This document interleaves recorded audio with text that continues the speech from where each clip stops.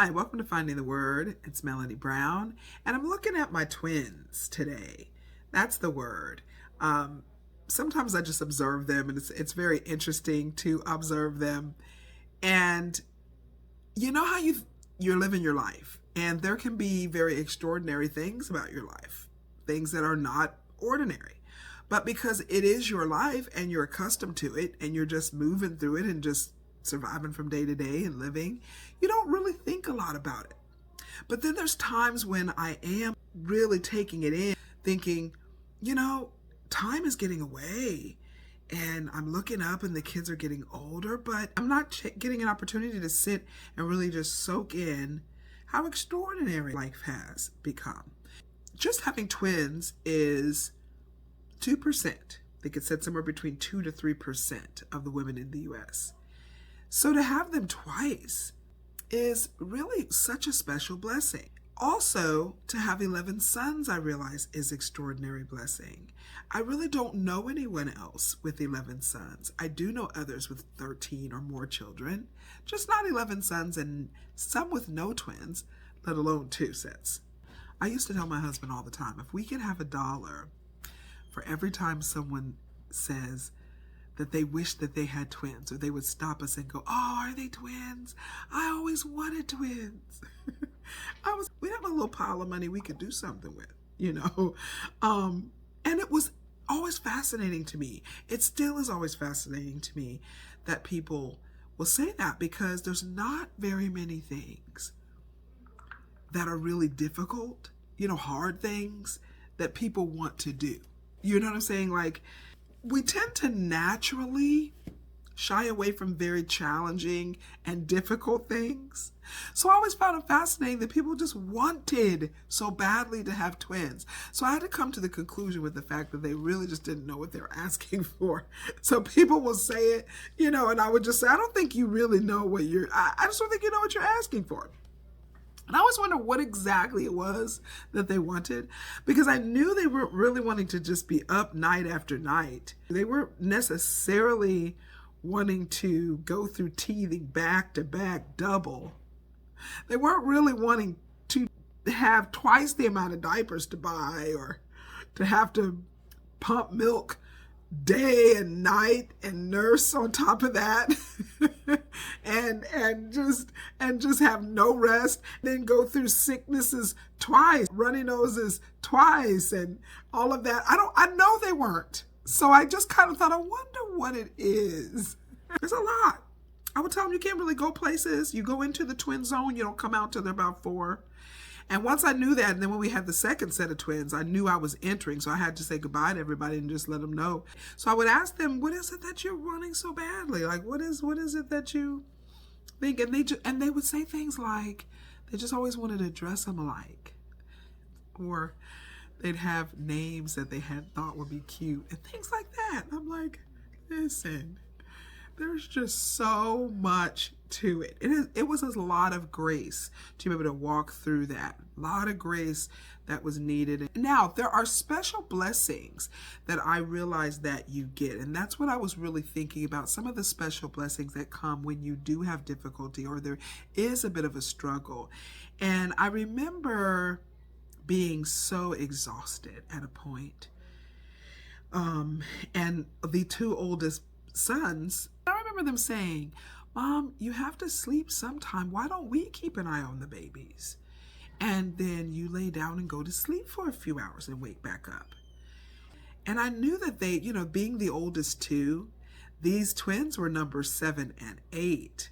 And so they had been caring for babies and taking care of babies and used to that for a long time. So I knew they were capable. They helped me all during the day. And they were like, together, we can handle it. Sure enough, in that first night, I was a little bit uneasy, but they were like, "Mom." They used to sit up and watch Walker, Texas Ranger. This was back in 2008. And I would wake up to cookies baked on a plate. They would videotape the episode so I'd have something to watch when I woke up at like 3 or 4 in the morning. And they would let me sleep. And we did this for just a little bit so that I could function and actually have some rest. So that was a blessing that came from the struggle. It was, and if I had not been in that struggle, I would not have been able to receive that blessing. And then they also were able to really learn how to step up. And right now, today, Jason has 4 children that were born within 4 years. And he is such a huge asset. He is all in, hands on, was able to always be available, understanding what it is needed. And it was a great preparation for him and a blessing for me. The word I have, though, that is placed in my heart about it is, when there are very difficult things that you are walking through and just difficult times of whatever kind, there is such a blessing on the other side if you can just get through what is difficult. So this is all kinds of things. Let's say that you've had something really tough in your relationship that you've had to walk through with someone, a child or spouse or a family member, and it's just really tough. But you work through it and you solve it and you get to the other side of it. There can be such a special blessing of a bond in your hearts and a trust and a desire to protect that relationship and do it right that you may not have had. And knowing that you can fight and stay in there to get through difficult times and be together is a blessing. Maybe building something that is taking so much out of you to build, that is a process over time. It could be a home or a project of some type. It's just taking forever to feel so difficult. But by the time you get to the other side of it and you're enjoying it, the blessing is there. You're just so glad that you went through it. And I feel that way about the twins. It is not easy in the beginning, and it's difficult. There's a lot of things that are hard. Just lots of things, even just going places, just being out, them going in different directions. And one may stop crying, the other one usually starts, and you can feel like you never have a break. But I was observing the blessing of them now.